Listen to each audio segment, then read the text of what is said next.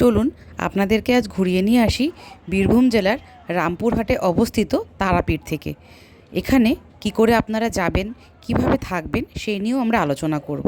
আর আজকে শুধু আপনাদেরকে ঘোরাবোই না, তার সাথে মা তারার দর্শনও করাবো। যদিও মন্দিরের ভেতরে ছবি তোলা একদমই নিষিদ্ধ, তবুও আমি নাট মন্দির থেকে এই ছোট্ট ভিডিও ক্লিপটা মায়ের দর্শনের আমি আপনাদের জন্য জোগাড় করেছি। আমরা যদিও গেছিলাম একদিনে গিয়ে একদিনে ফিরে এসেছিলাম, আপনারা চাইলে থাকতেও পারেন।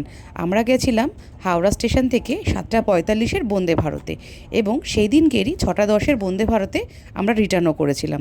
এছাড়াও শিয়ালদা থেকেও প্রচুর ট্রেন রয়েছে তারাপীঠ যাওয়ার জন্য, এবং সেখানে থাকার জন্য প্রচুর সুব্যবস্থা রয়েছে হোটেলের। আপনারা চাইলে এছাড়া লজেও থাকতে পারেন, এবং পাশে রয়েছে মায়ের মহাশ্মশান, সেখানেও আপনারা দর্শন করতে পারেন।